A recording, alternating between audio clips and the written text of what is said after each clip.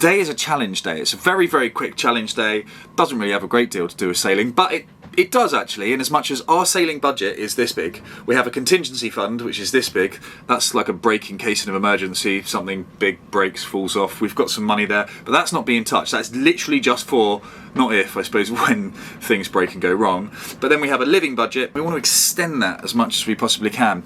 One of the ways which we're going to do that is we're going to nip in the bud my terrible habit of just randomly, sporadically buying food from Marks and Spencer's food halls, snacks when I pull in to a petrol station, and I have a horseradish sandwich and a muffin, probably washed down with a coffee, and boom, £10 just gone into thin air. So finish work, we're going to run down to the shops, I'm going to just look for some food that I think will make a nice meal, put it together, cook it. The other thing as well that I'm looking to do is food preparation, because I'm thinking about things like using gas. How can we be more strategic with our gas? Does it make sense to cook 2 portions of food and the amount of for 25 minutes in the oven? That's going to do X. If we're going to have the oven on for 25 minutes, does it not make more sense to maximize what we're cooking in that space relative to the amount of gas that we're using? So for example, why not cook 8 chicken breasts and do meal prep, for the week? That'd be 8 meals rather than 2 meals.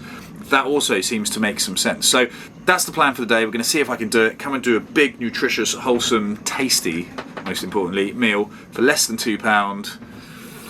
Let's go.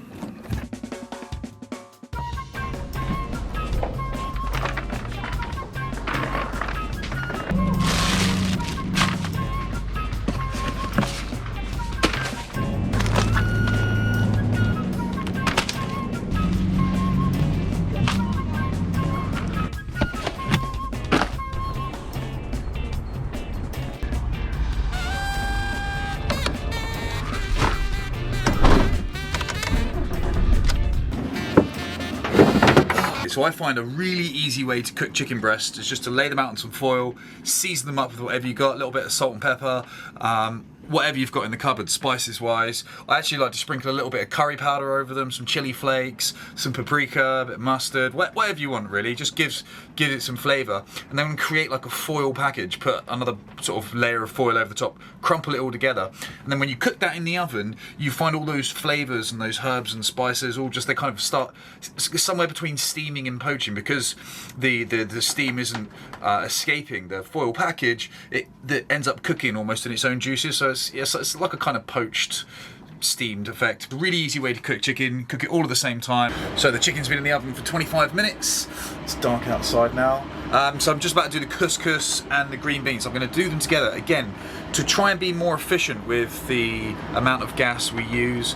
So I'm gonna cook the green beans. I'm gonna cook them in some stock just to add a bit more flavour to the water, and then the water that I cook the green beans in, I'm going to use that to cook the couscous in. So hopefully all those, we're not going to lose any flavour at all, because if you just cook couscous in water, it's all right. Again, if you want to save, you want to be as frugal as humanly possible, then sure, save all the pennies.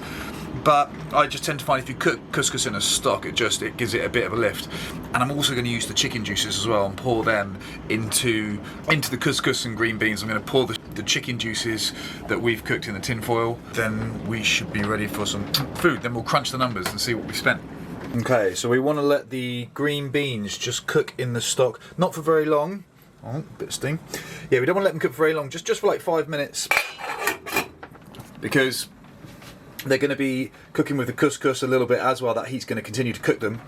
So yeah, I don't like them. We don't want them overcooked. I like them to have a little bit of crunch still. Plus, we're going to put the couscous in the stock water, and so that heat is still going to continue to cook the beans for a little bit longer. So like I say, you don't want soggy beans.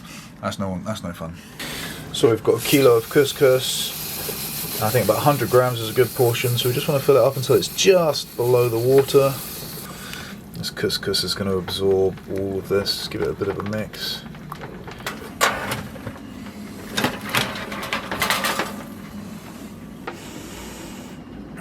That smells good. Those wonderful chicken juices. Oh yes. I'm not scoring any Michelin star chef points here with presentation, but that is a solid bowl of food right there. Amazing. Right, I'm full, But before I'm done, let's work out how much we spent. So, £10.96 was the receipt that I showed you earlier. There we go. But that does also include a cotton bag, because I forgot to take my bag to the shop. But I don't know how useful this is, just to look at this receipt. So I've actually broken the food down into individual servings.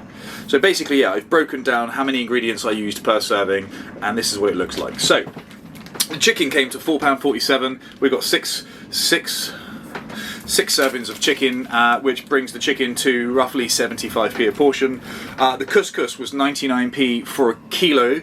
Again, rounded up, it's about 100 grams to a portion of couscous, so call it 10p. So that's 85p so far for the ingredients. What else do you have? Green beans. The green beans was 77p. Get 3 portions out of a pack, so that again you're looking at about 25p or 25.6 again. We're looking at about £1 or £1 and a penny roughly so far on the ingredients. I decided to be super flash and threw in some spring onions, and so that probably bumps us up to about £1.25 for that plate of food. But if you want to be super frugal and you don't want to put spring onions in it, you don't have to. It's just optional, and you could have that big bowl of food for £1. £1. That's pretty good. That shattered my expectations there. I'm pretty happy with that.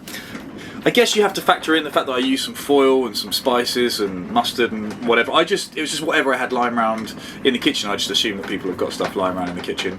If we want to be super nitpicky, if you just got like a jerk chicken spice, you know, just some sort of spice powder that you chuck all over the chicken, you know, to give it a lift, that would be 5p maybe worth of spice thrown on top. So we're looking at about £1.30 or £1.35 for that big portion of food, which I think is pretty good. Actually, a tenner can do your lunches all week. I think is a lot better than when I just pull into a petrol station and spend a tenner on one snack. So that's a huge improvement. I like the idea of cooking lots of food in the oven at the same time, so that amount of gas takes care of more meals.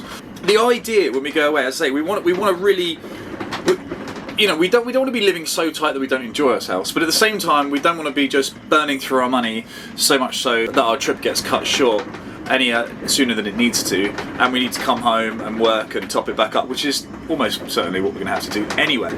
But we want to just maximise the time we can have out there, so these new habits and thinking more about where we're spending money, where we're hemorrhaging money, and how to tighten it up. Marinas will be a big cost, so we've got a 25 kilo mantis anchor on the front of here, which should keep us firmly locked in place, I hope. And we also have 4 solar panels out the back and a pretty deep battery bank. So we're hoping that we're going to try and spend as much time when we're down in the Med anchoring as possible. You know, we want to load up, we want to think about our food, plan our meals, plan our supplies, and be as off-grid as we can be. I don't think we'll be the most frugal. Like I say, I watch the guys on free range sailing, and I think they're probably, you know, they're up here. They nail frugality, frugalness.